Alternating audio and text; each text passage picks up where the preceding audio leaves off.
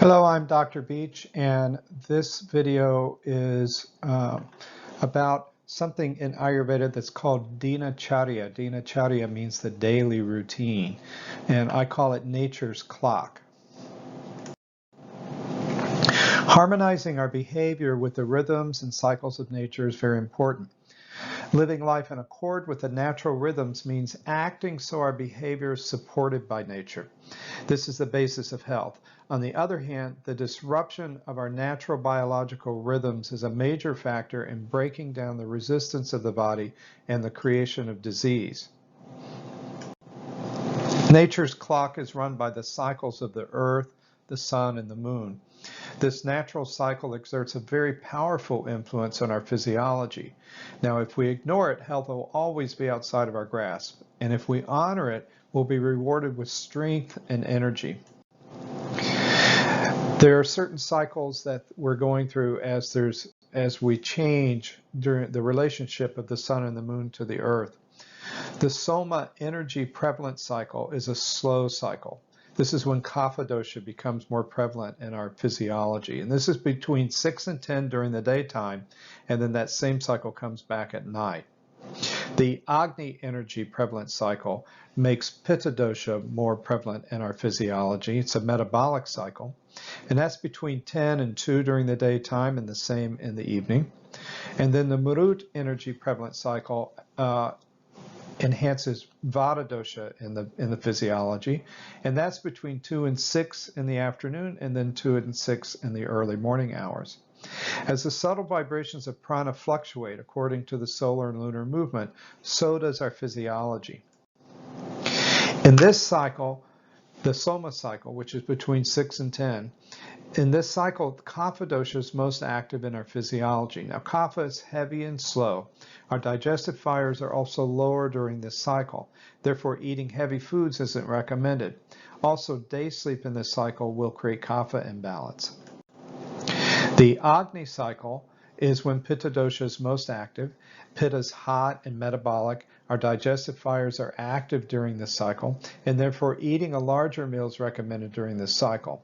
Also, sleeping in this cycle during the evening part of it will help the body detoxify because it's using that metabolic energy to detox and reorganize. The Marut cycle is when Vata dosha is most active. Vata is light and moving, and this is a time of assimilation of nutrients, distribution of energy from the previous Agni cycle. It's also an elimination cycle for eliminating toxins out of the system. It's a high energy cycle in the afternoon if the digestion is good, and then waking up during this cycle in the morning is recommended because we'll wake up with energy and feel light and flexible. Now, this particular diagram is trying to show you a little bit more about these cycles. Let's start with the Agni Pitta cycle. So the Agni Pitta cycle here. In the nighttime, during that cycle, we're organizing nutrition and experience, and we transform the above into the mind, body, and emotion. So we're transforming, because that's what Agni is, it's transformational energy. So we're taking whatever the experience was during the day, whatever the nutrition was that came in, anything that the body is experienced, whether it's nutrition or whether it's emotions or thinking or activity, and we transform that into the mind and the body. During the daytime, the Agnis are high during the daytime, and it's a time to eat the largest meal of the day and also transform that food into its basic components. So that's when the transformational cycle. The next cycle would be the Marut cycle. So Marut cycle's here, the Vata cycle, and it's all about flow, elimination, assimilation, distribution, absorption of energy. During the nighttime, it delivers toxins to the colon, it distributes energy, and it eliminates toxins. During the daytime, it's there to absorb nutrition, distribute nutrition, and assimilate energy and distribute energy through the body. So this is between 2 and 6. And then the Soma Kapha cycle here is about stability and ojas. That's what Soma does. And so during that cycle in the morning, we eat to ignite the Agnis. We eat light food. This is why we give that recommendation to our patients about having a stewed apple or stewed pear in the morning. It's like kindling on a fire, just to ignite the Agnis. It's the time, if you're getting up during the Vata cycle, like 5:30 or so, that's the time to have the bowel movement, but certainly bowel movement should happen early in the Kapha cycle, like around 6 or 6:30 in the morning. So that bowel movement happens in order to eliminate the toxins before we start to absorb them again. It's the time to wake up early. It's the time to exercise because it's a heavy cycle, so exercise is balancing during that time. In the evening, it's a time for quiet activities and then to eat lightly and be in bed by 9:30. If we follow this cycle, then we're putting our activity, both physically, mentally, and emotionally, in tune with nature. So we're cooperating with the cycles of nature that way. So let's look at the cycles of digestion. In the cool of the morning, when the cooling soma energy is present, our digestive fires are low. Digestion isn't strong when we first wake up. So breakfast shouldn't be the heavy meal of the day. It's best to avoid cheeses, meats, and other heavy, hard to digest foods at breakfast. Lunch in the middle of the day is the time of the day when the sun is strongest and the Agni is high. This activates our digestion and our metabolism. Obviously, we want to eat the largest meal during the lunchtime. And the ideal time for lunch is between 12 and 1, as this is the period of the highest metabolism and the greatest digestive power. Lunch should be a warm, cooked meal. Take at least 30 minutes to eat in a relaxed setting, and then sit comfortably for 5 or 10 minutes after you finish to give the food time to digest. In the evening, digestion is less strong. It's stronger than it is in the morning when we wake up, but it's not as strong as lunchtime. So in a few hours, we'll be sleeping, which further slows the digestive and metabolic processes. So dinner should be a light meal. Heavy foods like cheese, ice cream, and meat are best avoided at this meal. It's best to eat earlier in the evening rather than later, so between like 6 and 7, something like that. The later you eat, the less you should eat, and the lighter you should eat. So favor liquids, very light foods, that kind of thing after 7:30. Eating too much at night or foods which are too heavy are major factors in the buildup of toxins. So basically I tell my patients that dinner should be kind of like lunch without any of the heavy foods like the meat and cheese and that type of thing should be avoided at night. So let's take a closer look at the cycles that we go through: sleeping, waking, and daily cycles. So staying up late, our sleep cycle can be disturbed by staying up late. After 10 p.m., Agni increases. That means that the metabolic fire comes up, and it enlivens our digestion and metabolism into a physiological cleaning and purifying mode. If we stay awake during this time and active in the evening, it allows that increased Agni to burn up the precious Soma. Decreased Soma means decreased Ojas, and this results in decreased immunity. Also, it means more inflammation in the body. If you're waking up thirsty or with a headache in the morning, it means that you're low in Ojas and you should be going to bed early. We recommend getting up before 6 a.m. Between 2 and 6, Marut is most active and energy is increased. All of nature experiences a wave of freshness and awakening toward the end of the nighttime period. When we start our day in the energetic Marut cycle, our activities are colored by the qualities of balanced energy. The result is increased alertness, energy, and clarity throughout the day. If we sleep past 6 a.m., waking up in that slow Kapha cycle, our day will be colored by those qualities of that cycle. They're heavy and dull, too much Kapha dosha. Awakening early in the morning can be achieved naturally without stress by going to bed on time in the evening. We don't recommend setting an alarm clock or straining to wake up before 6 a.m. Instead, going to bed early will automatically find ourselves getting up earlier.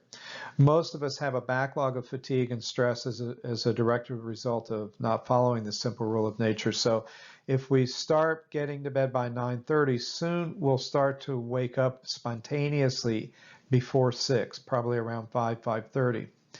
As this happens, our sleeping and waking patterns become in harmony with nature, and that's the foundation for good health. Now, did you realize that our elimination has a cycle too, that there's a proper time to eliminate the previous day's waste products? Eliminating the previous day's waste products is extremely important. We find so many diseases have their basis in the resorption of toxins due to constipation. When the toxins are carried into the next day, they resorb and go back into the blood, creating an extra load of toxic waste for the liver to have to deal with. Daily bowel movements are imperative for good health. Bowel movements should be early in the morning, preferably before 6 a.m. 2 to 3 bowel movements per day is healthy. The stool should not be hard, nor should it be towards diarrhea. So different body types have different bowel habits. Vata people have a tendency towards constipation and less bowel movements because of the dryness that Vata creates, so it creates more slower movement through the system because of the dryness. So those folks have to work a little bit harder. They have to be a little bit more attentive to their bowel movements. Pitta dosha, Pitta body types tend to have very easy bowel movements. And sometimes even slightly loose bowel movements because Pitta moves that whole digestive motilities a little faster. And Kapha people tend to have very regular bowel movements, very easy bowel movements. Now these cycles go together, the sleep and elimination cycle. If you go to bed late, then you wake up late. And then awakening late increases Kapha dosha, slows the metabolism and elimination. In other words, if you sleep till 9 a.m., then chances are you're not going to have a bowel movement at 5:30. And this causes toxic resorption. And this done on a regular cycle. I've seen so many patients that they're going to bed at midnight, getting up at 8 o'clock, that type of thing, missing that early morning cycle to get rid of toxins. Also, by doing that, they're creating digestive disturbances because of acidity that's building up in the system because they're not eating anything early enough when the body's making acid. And this throws off so many different physiological cycles in the system that eventually can become diseases. So tips for good elimination is 1, get up early around 6 a.m. Have a glass of warm water when getting up, after maybe warm water when you're eating some stewed fruit in the morning. And then sit on the toilet for 5 minutes without straining or trying to have a bowel movement. Don't read, watch TV, or listen to the radio or be on your cell phone or something while you're sitting. Just sit quietly. Just be with the body. And this technique will help the natural cycle get established. You have to. So many people with constipation they wait for the body to give them that signal that they should have a bowel movement, but their body has lost that intuitiveness about that cycle. So getting up early in the morning like this and just having a little warm fruit, little stewed fruit, some little warm water, and then just sitting on the toilet for 5 minutes and doing that at a regular time, like every morning at the same time like that. It's inviting that cycle. You're awakening that natural rhythm, and you're doing it at exactly the right time when it's the time when nature wants that to happen, when nature's supporting that to happen in our physiology. If you do that every day, that can many times just correct any habits of constipation. Now, make sure you tell us or your Shakavansi Ayurvedic practitioner if you are constipated, so we can take the necessary steps to help you correct that imbalance as soon as possible. The sleep cycle governs everything else.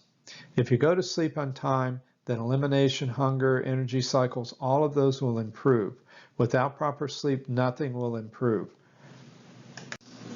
So let's take a look at the menstrual cycle. In that cycle, we find that women need lots of soma. What controls the menstrual cycle? The lunar orbit. So where does soma come from? It comes from the moon. So menstrual problems have their basis in not enough soma and too much agni. In other words, alkalinity going down and acidity going up. Women naturally need more soma than men. From a cyclic point of view, make sure you follow a good daily routine as outlined in this module.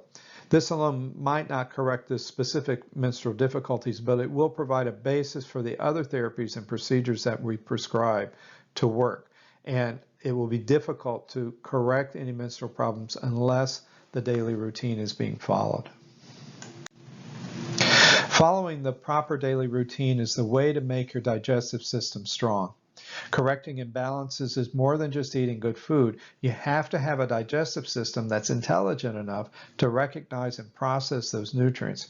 Proper daily routine, time to nature's rhythms, is an essential ingredient in that Ayurvedic treatment plan. So here's the breakdown of the daily routine. Bedtime by 9:30 so that we're asleep by 10 o'clock before that Pitta Agni cycle comes up. Getting up in the morning at least by 6 a.m. Most people will get up usually if they go to bed at 9:30, they might wake up at 5 or 5:30.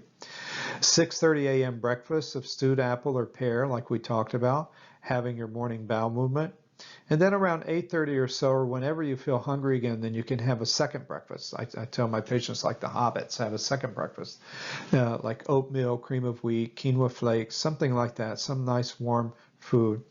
And then you might even have a snack at 10 or 10:30 in the morning, some fruit or nuts, something like that if you feel hungry. But by 12 to 1, that should be lunch, which is the largest meal of the day.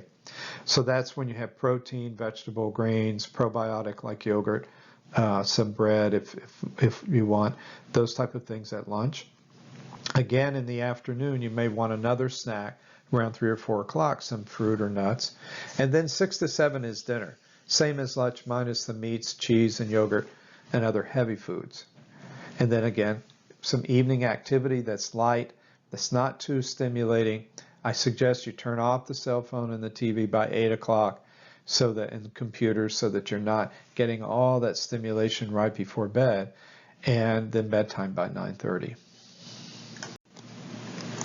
Never skip or delay meals. This, I've heard Vajra Mishra tell our patients this 1,000 times. Never skip or delay meals. You must have a snack between meals when you get hungry.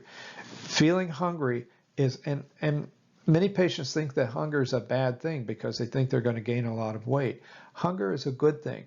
It's, if you're choosing to eat bad food, then that's not good. But hunger itself is a sign of the physiology being balanced. It means that the Agnis are strong, that the gaps are clean, and that you're getting good energy, good pitta to that flame and making a strong flame. So that's what we want to feel. So, but you have to honor that. A lot of times we get busy, we think, oh, I don't have time to eat, and so we skip eating, or we don't eat when we're really hungry and we wait till later. And what this does is it aggravates the Agnis, it aggravates the liver, causes the liver to dilate and start dumping acidic toxins into the blood. And this being done on a regular basis can create all kinds of problems. So skipping or delaying the meal creates immediate inflammation in the body. We want to really, really be careful that we don't do that. Always have a snack with you. Have an apple, some pear, some fruit, something like that, some nuts, some raisins. Prepare for your day and always keep a snack handy. For more information, just contact us at the phone number or email at this point. And thank you very much.